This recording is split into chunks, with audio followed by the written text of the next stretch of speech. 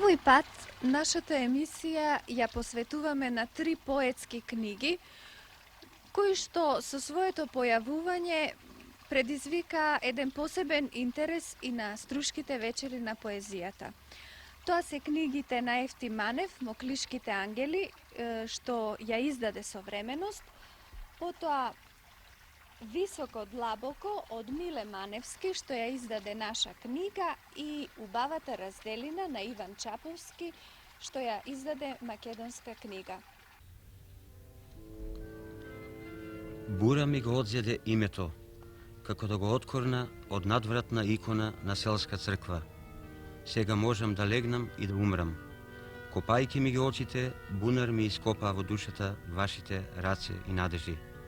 Тажа ми се смеам со вас, но наполу сум мртов. Со нози и раце меѓу гробот и небото, како смок сум распнат само на долгата штица од крстот. Тажа ми се смеам со вас, но сиот сум мртов.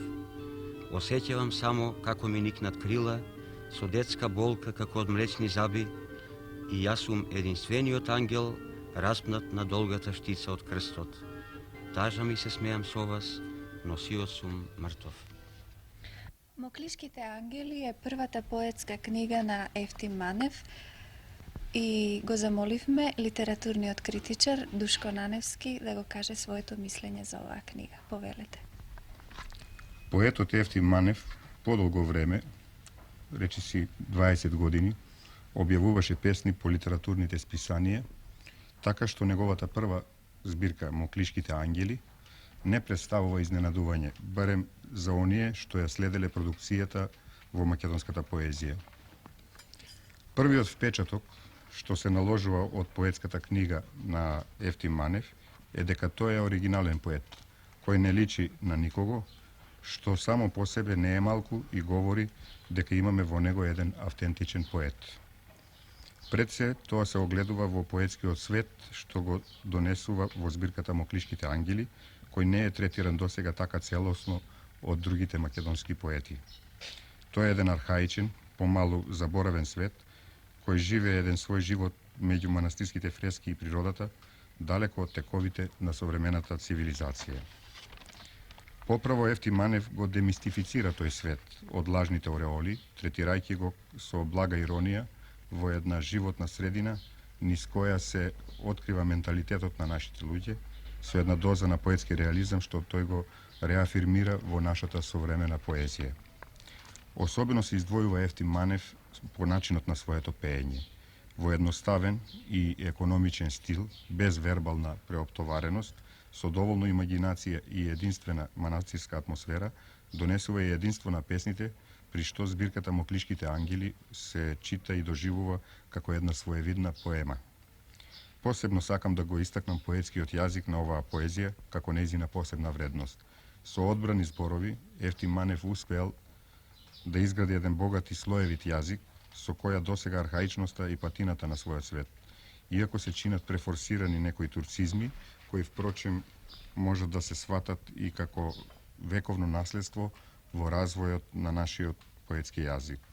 Во секој случај имаме пред нас една добра книга поезија, која говори за можностите на еден автор, од кој може да се очекува и побогато разгрнување во светот на поезијата. Благодарам.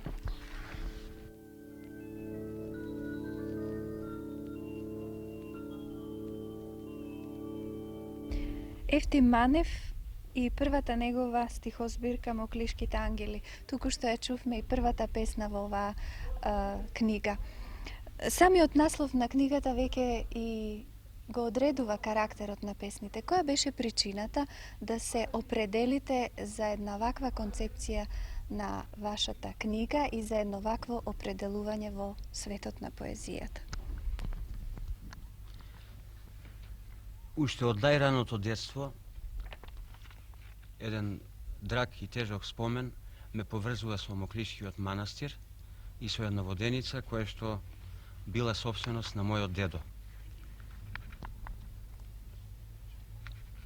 Пред извесен број години, тој свет веќе одминат, на некој начин се појави пред мојата вообразба како еден нов свет озарен со ново светло и јас во него се обидов да населам и луѓе, една мала Македонија.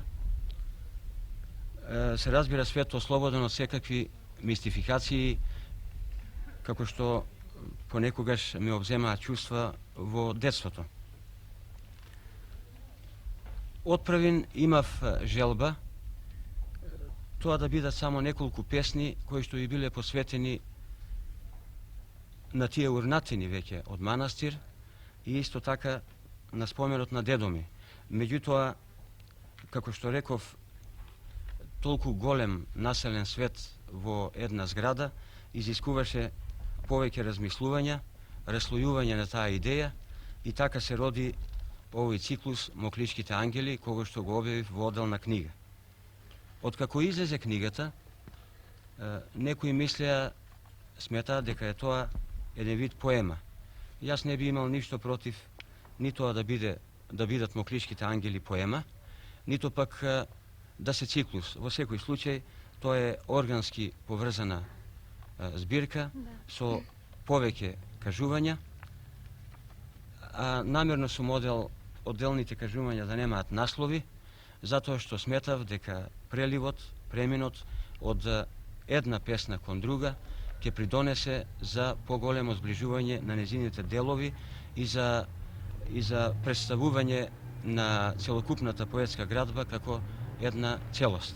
Јас би ве замолила од тие поетски делови на 34-та страница, еден од тие поетски делови да ни го прочитате за крајот на нашиот разговор. Повелете.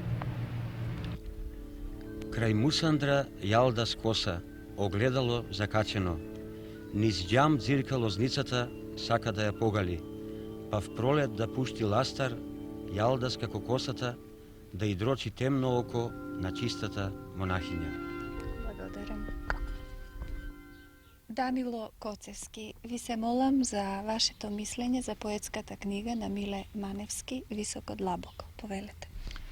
Ако би сакале да направиме, односно да го одредиме сегашниот момент во кој се наоѓа македонската поезија, а на тоа одредување на наведува самата сегашна поетска продукција, за која на некој начин и во оваа емисија станува збор, паѓа во очи дека таа се наоѓа во една фаза на превирање, на едно поетско преиспитување, на едно смело, но засега се уште несигурно одредување на нови творечки патишта. Факт е, например, дека постои еден импресивен поетски квантум, особено со овие последни дебитантски книги. Меѓутоа, не секогаш зад нив стојат вистински вредни, автентични поетски остварувања.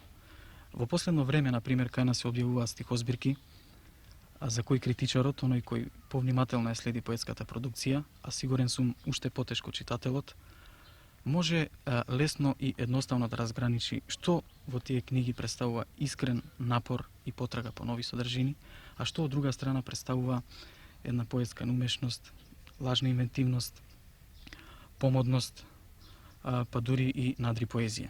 Затоа мислам дека не ќе бидеме далеко од констатацијата ако кажеме дека во овој момент и нашата поезија се наоѓа во известна криза, што во крајна линија може да значи дека тоа истовремено едно длабоко земање на еден нов поетски здив, еден творечки меѓупростор во кој сите овие потраги и обиди што се прават моментално во нашата поезија не значи истовремено дека со нив конечно е стасано и до бараната цел.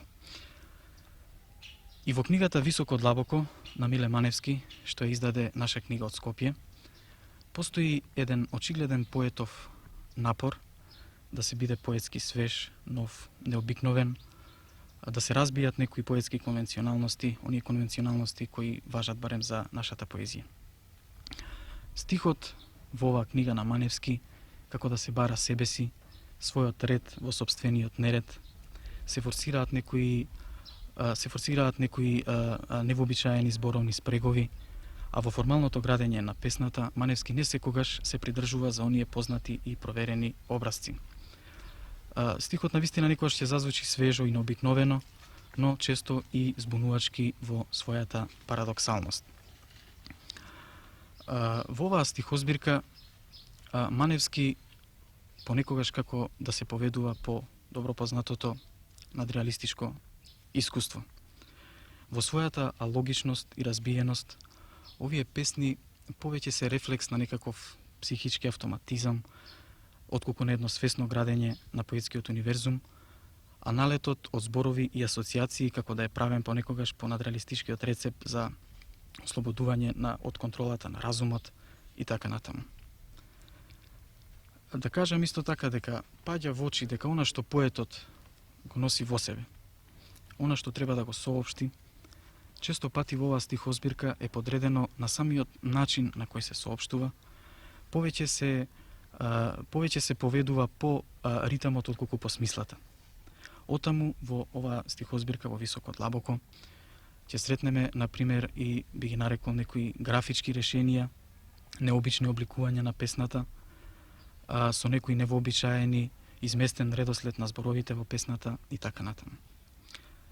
Ако поетот, што се однесува до формалното градење на песната, не почитува еден образец, кој за него би бил единствено релевантен, исто така не постои едно главно чувствување по кое, да речеме, Маневски би се разликувал, по кое би било доминантно за него.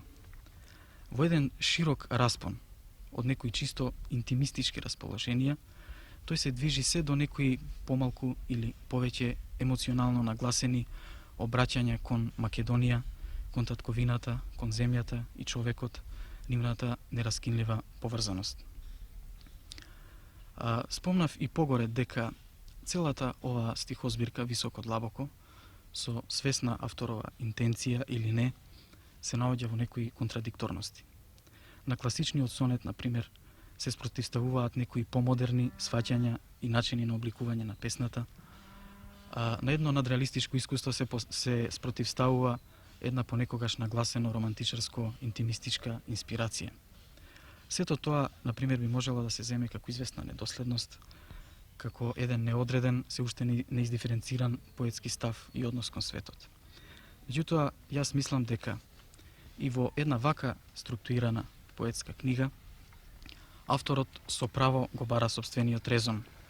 На редот го спротивставува нередот, на хармонијата, дисхармонијата, на логичноста, алогичноста, и често за да се разбере суштината и смислата на овие првите, би требало при нивното разгледување да се појде од одредбата на овие вторите.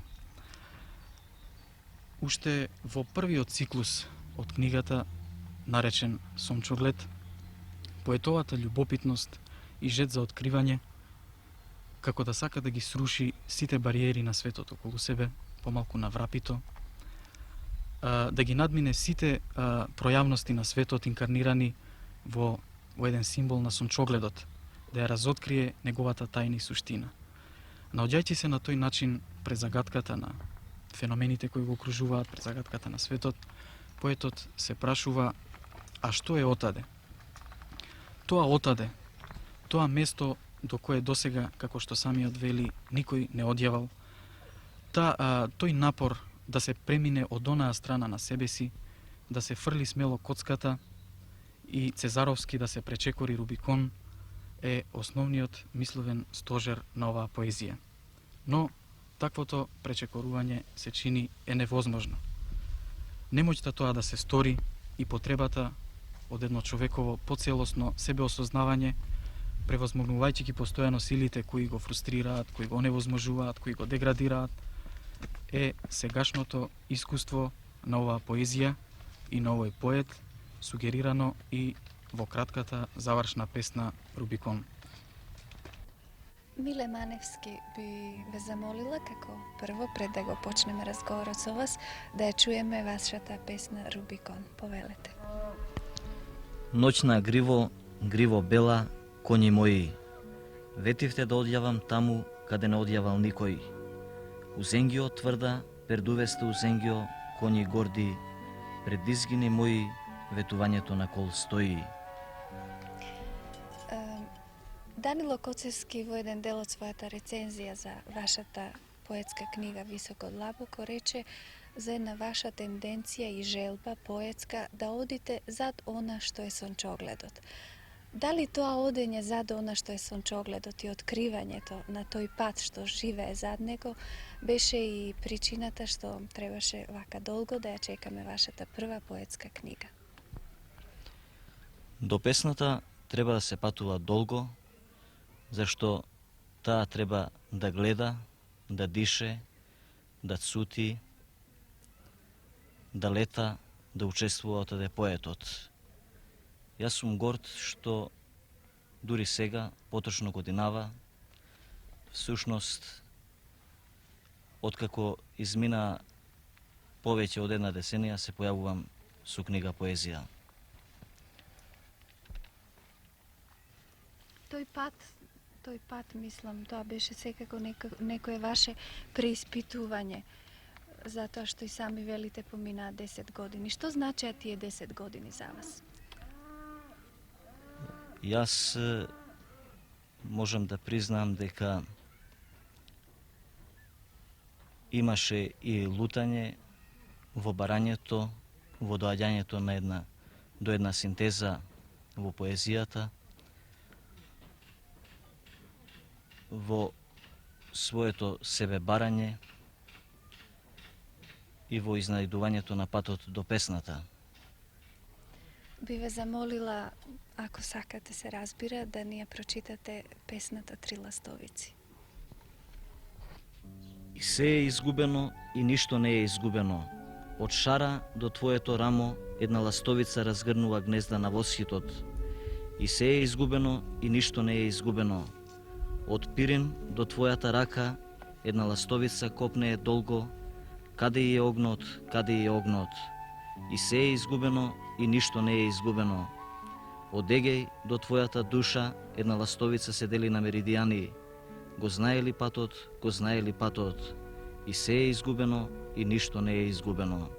Во одсуство на поетот Иван Чаповски, кој е автор на стихозбирката Тажната разделина, го замоливме артистот Димче Мешковски да ни прочита две песни од оваа книга, и тоа Убавата разделина и Тажните танчари. Кога слегуваше во полето, тогаш во селото греваше пролета. Тогаш рамнините до воден и патот по кој одеше убавата разделина беа сиви како оловна разделба. Се криеше меѓу нељубеното цвеќе и маслините, црнееја, јаворите се сушеа, убавата жена на Егеот. Кога влегуваше во рекана, за чудо таа беше сина и жива, иако жената беше во црнина. Само очите и лицето и светеа на сонце. Преку реката минаа љубените, тие летни амајли до нејзиниот гердан.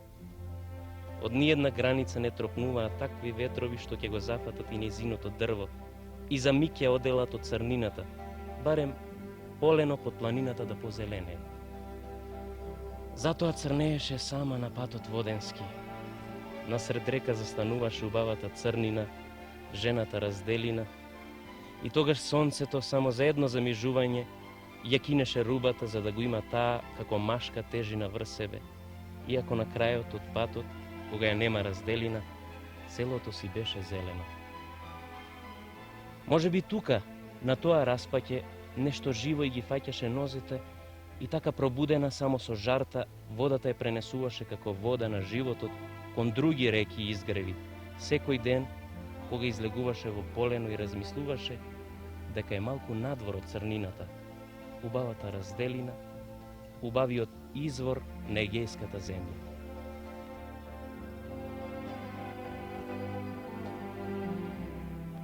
Песната што пред малу ја чувте е од стихозбирката на Иван Чаповски Убавата разделина.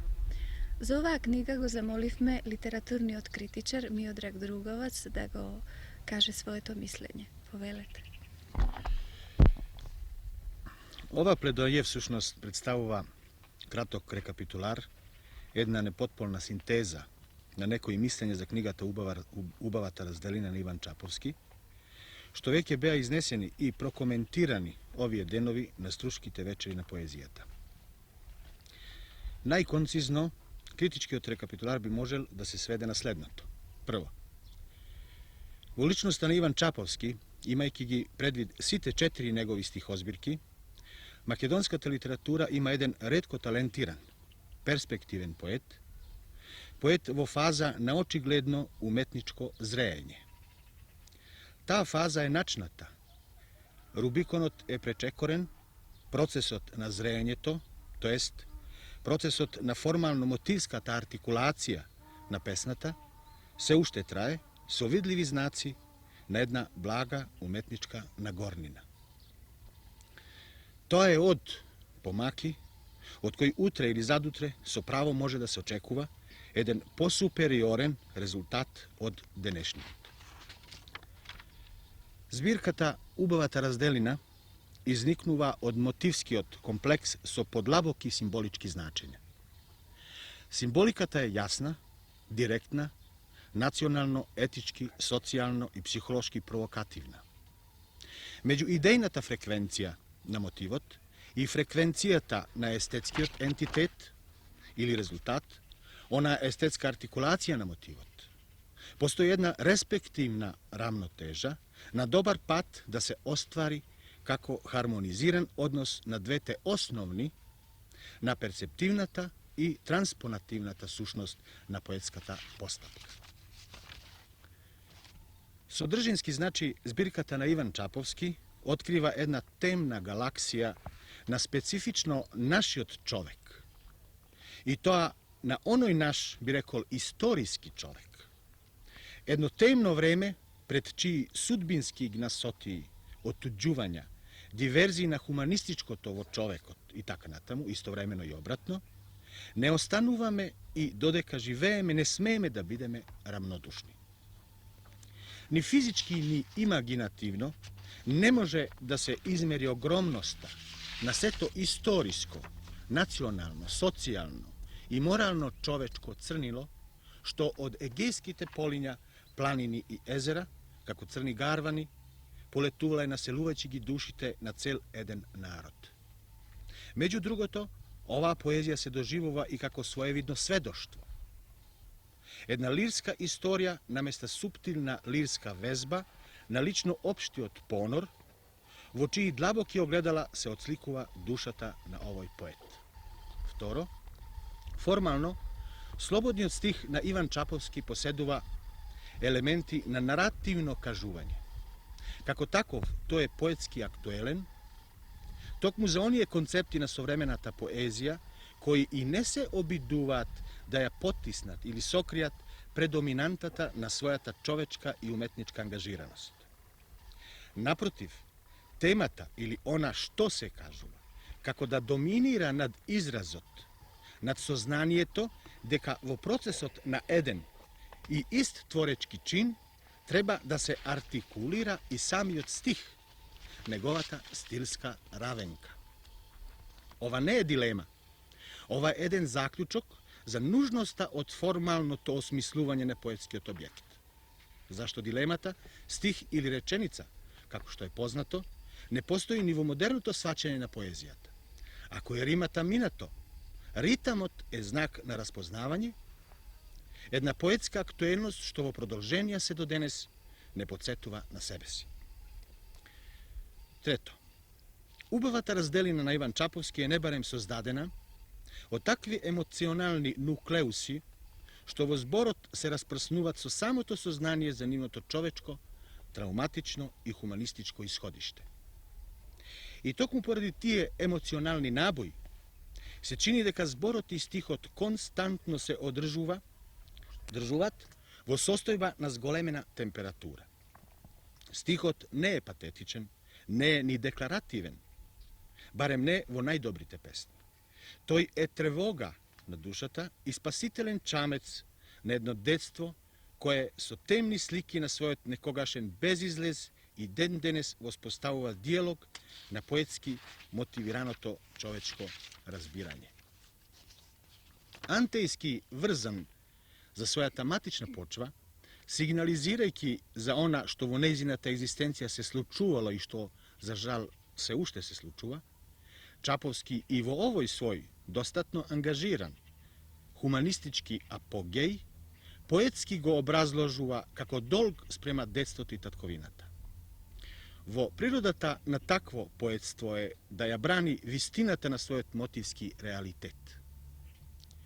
За притоа динамичката артикулација на зборот и стихот да ја минимализира, остварувајќи интензивна комуникација со читателот и секогаш одново актуализирајќи го прашањето за степента на остварената хармонија меѓу содржината и формата.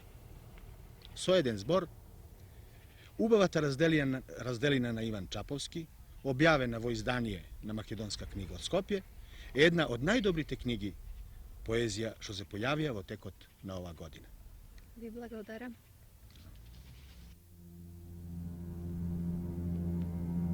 Видов на ридот луѓе како играат танц во круг.